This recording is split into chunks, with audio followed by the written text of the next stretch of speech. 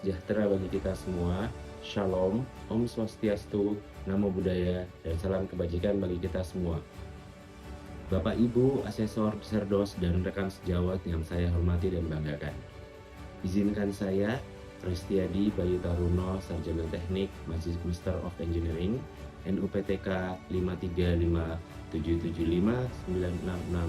53557759660130153, sebagai dosen pengampu mata kuliah Desain UX UI dengan kode mata kuliah INF 3102 berstatus MK wajib di program studi Informatika Universitas Nahdlatul Ulama Yogyakarta.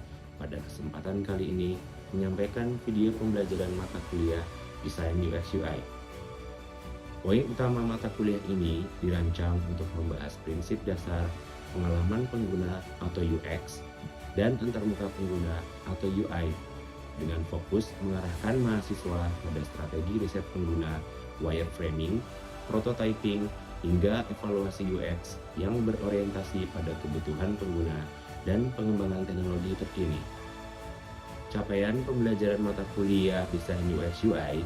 Setelah menempuh mata kuliah ini, mahasiswa diharapkan mampu memenuhi capaian pembelajaran mata kuliah berupa CPMK 1, melakukan riset pengguna dan menyusun strategi UX, CPMK 2, mendesain wireframe dan prototype interaktif yang user friendly, CPMK 3, mengevaluasi pengalaman pengguna berdasarkan prinsip usability testing.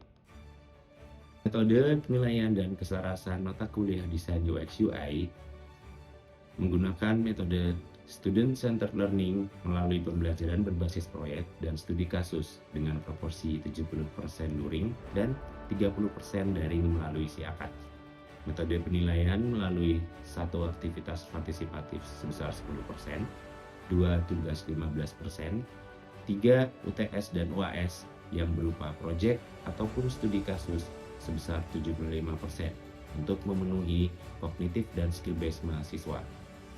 Komponen evaluasi ini telah diselaraskan dengan bobot penilaian minimal 50% pada aktivitas partisipatif dan hasil proyek sesuai amanat IKU 7, memastikan mahasiswa tidak hanya unggul secara kognitif, tetapi juga kompeten di dalam implementasi desain nyata. Demikian profil singkat mata kuliah Desain UX UI. Semoga keterbukaan dalam metode pembelajaran dan evaluasi ini mampu mengantarkan mahasiswa kami menjadi praktisi informatika yang profesional. Terima kasih atas perhatiannya. Assalamualaikum warahmatullahi wabarakatuh. Selamat sore teman-teman. Hari ini kita melanjutkan perkuliahan kita ya di mata kuliah Desain UI UX dengan sub mata kuliah adalah prinsip usability heuristik ya. Sebelumnya mari kita berdoa terlebih dahulu. Berdoa dimulai. Oke, berikutnya jangan lupa teman-teman untuk presensi terlebih dahulu ya. Silahkan presensi terlebih dahulu.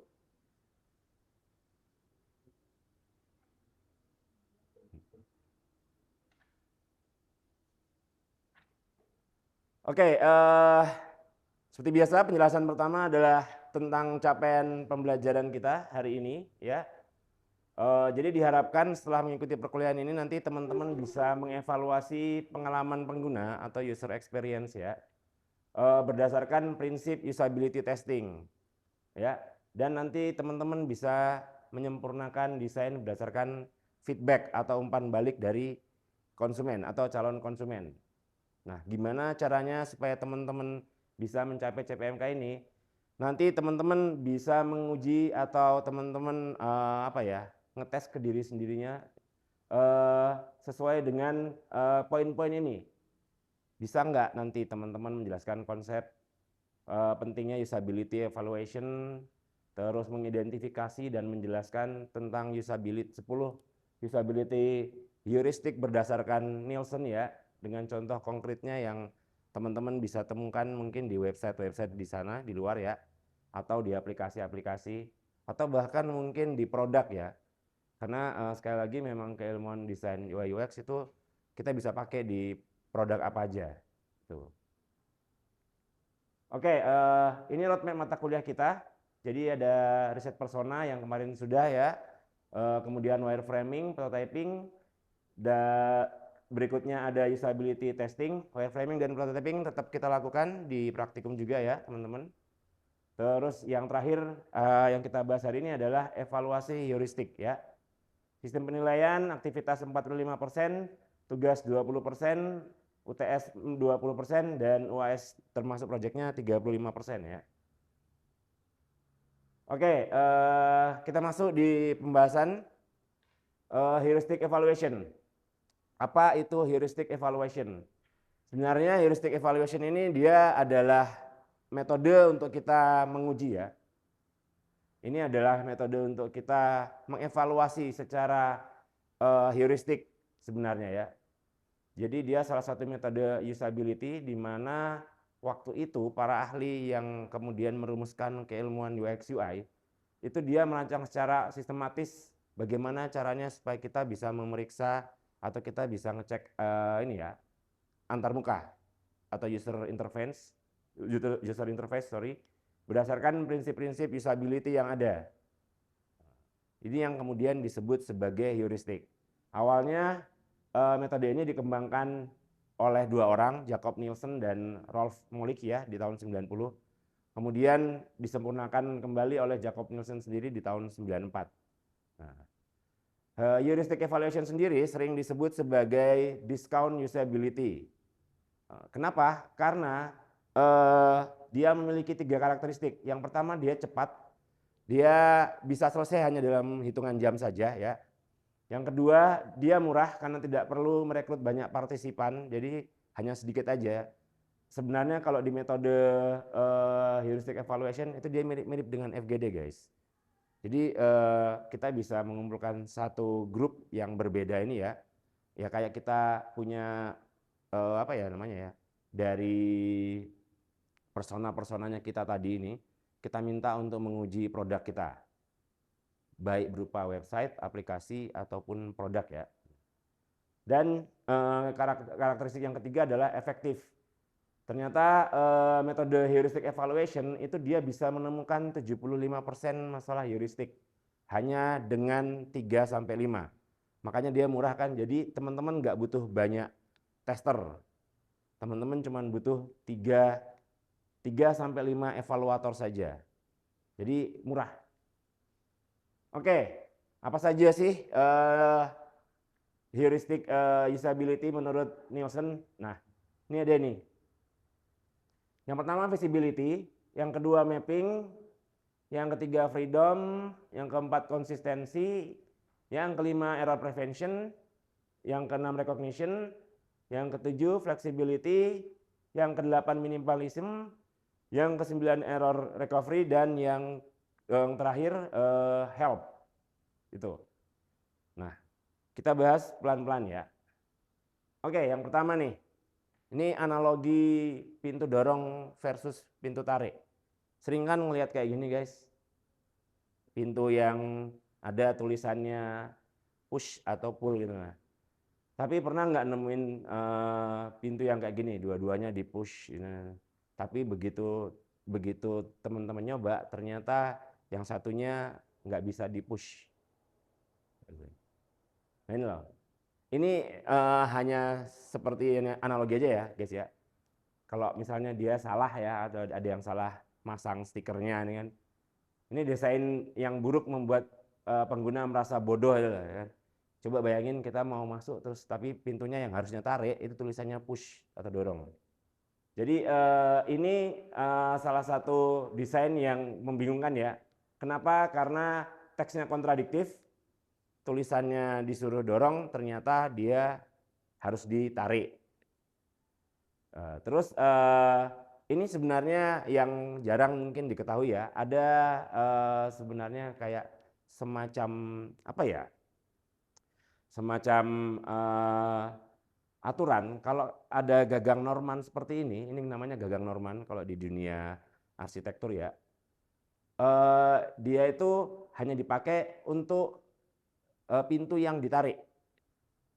Jadi supaya hal ini tidak terjadi di produknya kita perlu belajar heuristik. Oke, yang pertama nih, visibilitas status di sistem. Ini contohnya progress bar ya, kalau teman-teman biasanya mengakses aplikasi atau teman-teman mengakses website ya, dia pasti selalu menyediakan progress bar. Sekarang kan desainnya tidak melulu harus yang terlalu monoton ya, teman-teman bisa bikin gambar kucing joget-joget misalnya, progresnya ya kan, itu nggak ada masalah. Yang penting itu harus apa ya, mencerminkan dari kebutuhan pengguna saja. Itu. Jadi yang pertama ini visibilitas status system itu bahwa sistem dia harus menyediakan informasi tentang apa yang terjadi. Gitu loh. Jangan sampai nih, contohnya ketika teman-teman bikin suatu form, terus ketika diklik ya, dia butuh loading, tapi tidak ada progress bar atau tidak ada tanda loading, biasanya kan user akan menganggap itu dia terjadi kesalahan. Nah, jangan sampai terjadi seperti itu ya.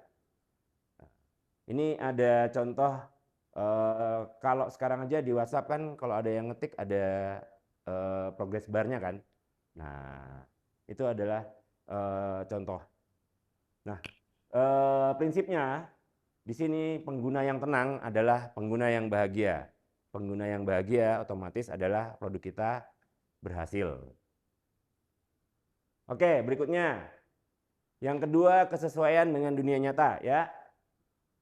Oke, maksudnya di sini adalah kalau kita membuat terminasi atau istilah-istilah di dalam produk kita, sebisa mungkin itu menggunakan bahasa yang bisa dimengerti oleh user. Jangan menggunakan bahasa-bahasa teknis yang belum ketahuan ya. Ini ada contoh, hindari menggunakan ikon-ikon yang sudah usang. Contohnya misalnya kalau teman-teman bikin ikon penyimpanan untuk membantu ya, biasanya ya, save gitu kan. Kalau zaman dulu kan dia bentuknya kayak gini nih, floppy disk. Ya kan? Mungkin sekarang teman-teman bisa ganti seperti ini atau menggabungkan dua ikon ini. Kenapa? Karena kita masih di masa transisi. Masih banyak yang generasi-generasi bukan Gen Z atau bukan milenium ya, itu yang dia masih menggunakan teknologi. Dan biasanya mereka lebih tahu ikon ini untuk nge-save. Terus gunakan metafora yang familiar, keranjang untuk keranjang belanja misalnya, rumah untuk home, amplop untuk pesan. Nah, gitu. Oke, next, kontrol dan kebebasan pengguna yang harus kita jamin ya. Selalu menyediakan jalan keluar darurat, karena kalau terjadi stuck nih, user itu dia tahu untuk kembali gitu loh. Daripada dia stuck di loading. Nah ini, pokoknya jangan sampai ada penguncian pengguna di satu halaman. Ini adalah inti dari kontrol dan kebebasan pengguna. Oke, berikutnya konsistensi dan standar. Di sini intinya pokoknya jangan sampai membuat pengguna belajar ulang. Jangan nanti versi iOS misalnya beda dengan Android, nanti beda lagi dengan versi desktop. Nah, itu bisa membuat kebingungan dari user. Kalau kita sih misalnya yang teknis-teknis ya bisa tahu ya langsung ya. Cuman sekali lagi produk kita kan jauh lebih banyak digunakan orang yang lebih beragam latar belakangnya. Ini contoh ya, ketika sebuah produk dibuat dengan konsistensi dan standar yang sama. Jadi posisi tombol, warna dia harus sama di setiap halaman, sehingga tidak terjadi kebingungan. Oke, next. Yang kelima, pencegahan error atau error handling ya. Nah, di sini prinsipnya adalah lebih baik mencegah daripada memperbaiki. Jadi intinya kalau kita bikin sesuatu aplikasi yang dia minta data atau dia minta sesuatu disimpan ya, atau mau menghapus ya, contohnya ya menghapus informasi, kita harus pastikan si usernya itu dia yakin terlebih dahulu.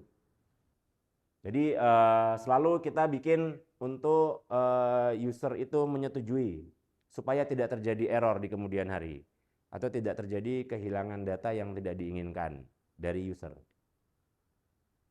Nah, next, kenali daripada ingat.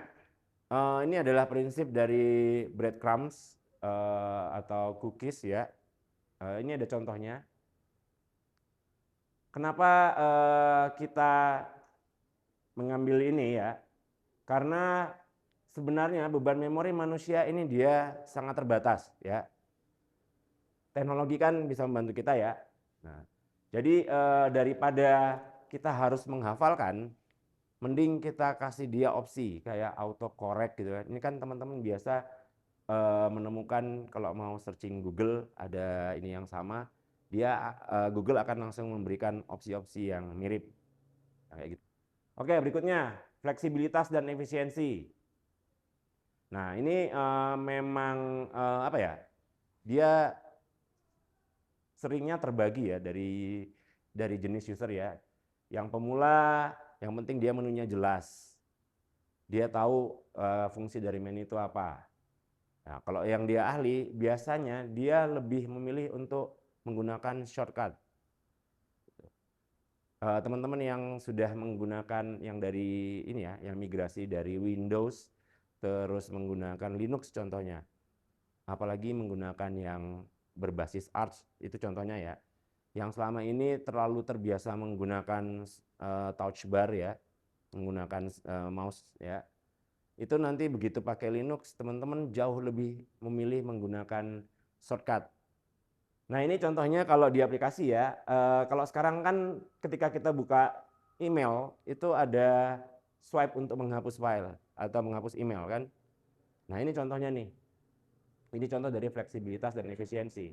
Tapi kan dari swipe ini juga kita bisa bikin menu lain yang mirip, yang selama ini susah, bahkan mungkin ketika teman-teman buka versi desktopnya aja susah nyarinya kan. Pilihan ini loh, more, flag, hapus ini ya kan. Tapi begitu di apa sih namanya, di handphone kok dia jadi lebih mudah. Itu tadi memang teknologi dibuat untuk memudahkan kita ya. Oke, berikutnya. Nah, ini baru kita ngomong estetika dan desain minimalis ya. Prinsipnya di sini adalah less is more. Jadi semakin dia sederhana, itu sebenarnya semakin bernilai. Maka kalau kita menggunakan prinsip less is more, setiap elemen itu dia harus punya fungsi. Jadi kalau teman-teman bikin sebuah desain yang minimalis, kayak gini contohnya nih, setiap elemen ini dia pasti punya fungsi. Oke, next. 9, membantu mengenali error. Nah, ini yang agak ini ya, dan agak-agak apa ya, agak-agak sering ditemuin, tapi juga agak banyak yang kurang sopan sebenarnya. Gitu. Ini ada dua contoh before dan after nih. Nah, kalau error tuh zaman dulu, ya biasanya tulisnya kayak gini. Ya semacam muncul apa ya, muncul notifikasi mengagetkan error. Kan gitu tuh. Tapi kan pokoknya jangan tulis kode error ya. Sekali lagi jangan menggunakan bahasa teknis karena kita nggak ngerti teknis ya biasanya. Terus berikan langsung solusi. Contohnya periksa format email Anda. Jadi ini lebih baik daripada kita menjelaskan kenapa terjadi error, lebih baik langsung kita spesifikkan kenapa dia nggak bisa masuk. Jadi kita nggak bisa bikin sebuah aplikasi itu yang benar-benar 100% dilepas, walaupun apa ya, dia sudah sangat bagus ya, sangat-sangat mudah digunakan. Tapi pasti ada user yang dia kemudian tidak ngerti. Jadi ini adalah fungsi dari FAQ atau chatbot. Oke, berikutnya ini ada studi kasus dari aplikasi pemesanan tiket ya. Ini pemesanan tiket apa coba? Ada yang tahu? Bukan. Apa? Bis. Nah, ini pemeriksaan tiket bis ini. Kalau kereta dia sudah agak lebih bagus ya. Tapi bis masih banyak yang kayak gini nih. Ada yang lihat salahannya nggak? Ada yang lihat apa sih kekurangannya deh. Nah, kalau di bis itu biasanya dia tidak disediakan apa ya, perubahan tanggal kalau kita mau ngerubah. Itu loh, perubahan hari dan tanggalnya. Tapi kalau di kereta dia tuh sudah ada perubahannya. Dia baru diupdate ya. Kayaknya baru-baru ya setahunan ini deh yang di aplikasi KAI-nya. Jadi kita kalau milih gerbong pun dia gampang kan sekarang kalau di aplikasi KAI. Nah, itu adalah satu bentuk penyempurnaan desain guys secara heuristik dan sudah kayak gini kan. Nah, ini agak udah oke sih ini menurut saya ya. Kita bisa milih apa? Kita bisa milih tempat duduk. Hasil dari adanya apa ya? Redesign ya. Itu dia membuat pengguna semakin merasa aman dan semakin dia percaya diri. Dia punya dua metode kan. Pertama bisa scan lewat aplikasinya sendiri ya, QR code-nya, dan dia tetap mengirimkan email ke kita. In case ada user yang tidak tahu gimana cara mengakses tiketnya. Sebenarnya gitu tuh. Dia bisa buka ke emailnya. Karena masih banyak itu yang dia aplikasi pemesanan tiket ya, yang begitu masuk tiba-tiba udah ke restart kan. Masuk dari home lagi, dari depan lagi. Dia nggak tahu nih loh, kemana udah beli tiket, lihat tiketnya di mana ya, kan sering nggak kayak gitu.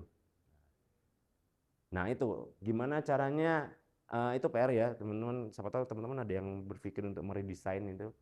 Gimana caranya user bisa tahu kalau dia punya tiket gitu loh, sambil mengingatkan, oh dia akan ada perjalanan berapa hari ke depan misalnya. Oke, ini ringkasannya jadinya metode heuristic evaluation ya. Jadi teman-teman nanti bisa mengajak 3 sampai 5 orang dalam satu tim ya. Kemudian dari 10 tadi, 10 apa ya? 10 prinsip desain tadi, berapa banyak yang melanggar? Buat latihan nanti sama teman kelompoknya mungkin kayak gitu. Nah, nanti biasanya sih 5 orang dia bisa menemukan 75% error. Itu berarti masih banyak sekali sebenarnya aplikasi atau website yang dia belum mengikuti prinsip dari heuristic evaluation. 10 prinsip ini dia adalah checklist ajaib. Jadi ketika teman-teman mendesain sebuah produk, 10 checklist ini itu sudah lumayan cukup bisa menentukan produknya teman-teman itu bisa diterima atau tidak. Nah, itu. Berikutnya kita selalu mendesain itu posisikan diri kita mendesain untuk manusia-manusia yang sibuk. Sebenarnya ini bahasa lain dari sebisa mungkin kita bikin produk itu jangan sampai memaksa untuk user itu mikir bagaimana cara menggunakan produk kita. Karena mereka sibuk. Mereka udah seperti tidak punya waktu untuk mikir lagi. Mereka pengen menggunakan produk yang langsung bisa dipakai. Gitu. Jadi tugas kita, apalagi sebagai anak teknik ya, sebagai orang teknik, itu membuat hidup mereka lebih baik. Selalu tanyakan setiap kali teman-teman bikin produk, apakah sudah sesuai dengan heuristiknya atau belum. Gitu. Untuk materi segitu aja guys. Apa ada pertanyaan? Oke Mbak, silakan. Bagaimana dengan penggunaan AI dalam mendesain UI? Apakah penggunaan AI itu dapat menggantikan peran kita dalam mengevaluasi heuristik ini? Oke, pertanyaan yang bagus sekali Mbak. Ini pertanyaan yang pasti banyak ditanyakan ya. Apalagi sebagai insan-insan yang memang senang multimedia ya, yang dia senang mendesain contohnya, sudah mulai ada rasa takut gimana nih peran saya bisa tergantikan oleh AI nih besok ya kan, atau AI. eh, sebenarnya AI kita bisa mintain pertimbangan untuk itu ya Mbak ya. Tapi proses kreatif itu masih tetap milik dari manusia Mbak. Nah, jadi bagaimana caranya tantangan manusia setiap kali ada teknologi baru, itu kan sebenarnya bagaimana manusia bisa mengupgrade proses kreatifnya dalam hal ini. Tapi kalau untuk proses UX, saya pikir AI dia hanya bisa membantu kita untuk menganalisis aja. Tidak mungkin kita bisa mintain pendapat secara hari ini ya, menggunakan AI yang hari ini ya. Kita belum bisa meminta pendapat AI secara independen, apakah software kita atau produk yang kita bikin itu bisa diterima. Karena dia tidak melakukan riset. Ya begitu. Jadi riset, kalau UX itu kita tetap harus melakukan riset.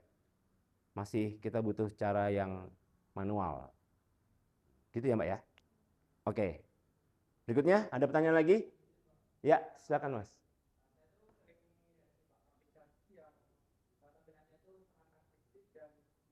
Melanggar prinsip konsistensi, tapi ada kerjaan berbeda gitu Pak. Nah, apakah disability heuristic ini selalu wajib diikuti atau ada ruang untuk kreativitas di situ? Oke. Siap Mas. Dan ini bagus juga nih Mas. Jadi sebenarnya kalau kita berbicara soal kreativitas di sini ya, kreativitas untuk mendesain, memang sih banyak aplikasi seperti makanya tadi saya bilang ke teman-teman, kalau teman-teman menguji, pasti teman-teman banyak menemukan aplikasi atau website yang dia tidak memenuhi prinsip heuristik, tetapi dia fine-fine saja digunakan. Nah, gitu loh. Kenapa? Karena sebenarnya dia sudah mengikuti dari riset UX-nya. Jadi sudah sesuai dengan kebutuhan dari penggunanya. Sehingga proses kreatifnya mereka membuat aplikasi itu dia agak sedikit melanggar dari prinsip dari heuristik itu tadi. Nah, itu. Gitu ya Mas ya? Terjawab ya? Sama-sama Mas. Oke. Oke. Sampai di sini aja perkuliahan hari ini ya, teman-teman ya. Ini ada tugas. Nanti silahkan teman-teman bisa mengakses dari LMS-nya kita ya di Sevima-nya itu. Jangan lupa ini dikumpulkan sebelum minggu depan ya. Oke, terima kasih. Sebelum kita akhiri, mari kita berdoa terlebih dahulu.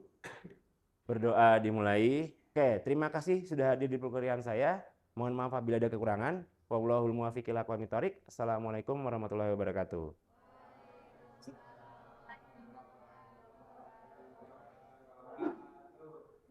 Thank you guys. Thank you.